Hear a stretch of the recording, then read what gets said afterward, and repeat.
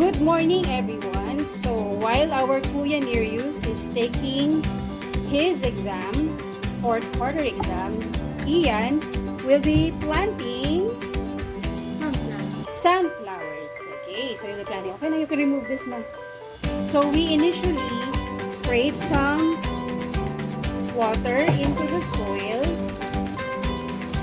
so that the dust from the soil will not fly away when we dig it. Okay, so Ian, dig up the soil so that it's loose. So to loosen up the soil, okay, because the plant will need enough air within the soil. Okay, so that is when the soil is well aerated, some of the plants really grow well. For that purpose as well, we are going to add some perlite into the soil because this soil used to be too compacted. Okay, so we will add some perlite into the soil. Okay, we just so yeah, that soil also has a few pumice stones. Okay, so Ian, scoop some perlite and add that into the soil. Okay, so Ian is adding spoons of perlite into the soil.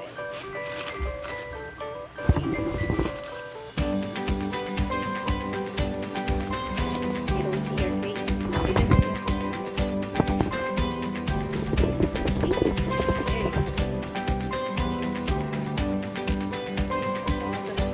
So if you don't know, perlite actually consists of clay particles, usually kaolinite and montmorillonite. So this is the geologist in me talking. Okay, so what perlite does, it helps the soil for aeration because the roots need pocket of air underneath in order for it to grow well. Actually, the spot is too small for our sunflower, but we plan to transfer the plant once it's about 4 inches tall into another pot. So we will repot it. But for now, for Ian's purpose, we will be planting the sunflower seed, 2 sunflower seeds. Okay, 2 sunflower seeds in this small pot, square pot. This pot is about 4 inches by 5 inches or 5 inches by 5 inches. Okay, 2 square pot. There you go. So we've added roughly 10% perlite into the soil. Okay, just to make sure that it's well aerated once we put the seeds in. This soil already has a few pumice stones, by the way, so it doesn't immediately need a lot of perlite. Okay, so that's already loosened. Let's just spray some water. Spray some more water. Okay, so let's dump in that with a few sprays of water.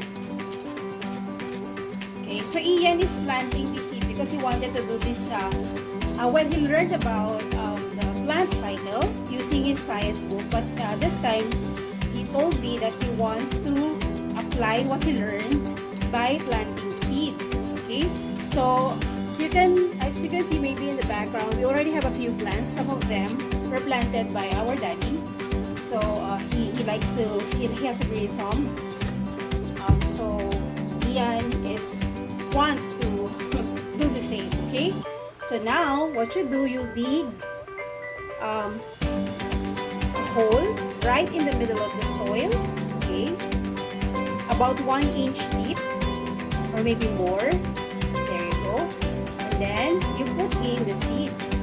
Alright, so we're putting in 2 pieces of seeds just in case the other one doesn't germinate. There's another one that might germinate. If this doesn't germinate, then we will just plant again. So for now, we are planting 2 seeds. Okay, if the 2 seeds successfully germinate, we will repot them in 2 separate pots. Okay, like I said, when the plants are 4 inches tall, we will repot them into two separate bigger pots because sunflowers they have the tendency. I think we planted one that's bushy or tall sunflower plants. Okay, there you go. We really like sunflower. They attract bees. It's okay because bees are really helpful for the plants. And bees don't harm animals if you don't harm them. Okay, so let's just spray some thieves. We're using that heavily diluted thief spray in order to help with controlling the microorganisms that might be harmful for our seed plant. We actually do this to a lot of plants, especially during tawag dito, pests.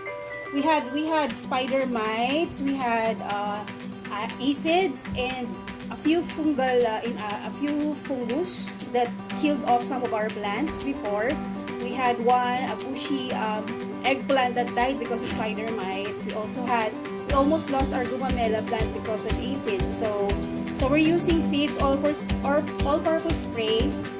This is a heavily diluted all-purpose spray by Young Living, and we've discovered that it's really helpful in controlling some of the pests. So that's why we love spraying a few sprays on our soils. Not always, but pretty regularly, like twice a week. Okay, so after this, Ian will be recording or will be monitoring the plant, whether it grows or not, or whether we need the height of the plant. So there will be science behind it as well. Okay. So any last message for your audience, Ian? Okay, so to all panditas out there, Ian tells you that wants to say that you should also protect your plants as well as protect yourself. Okay, so with that, bye for now.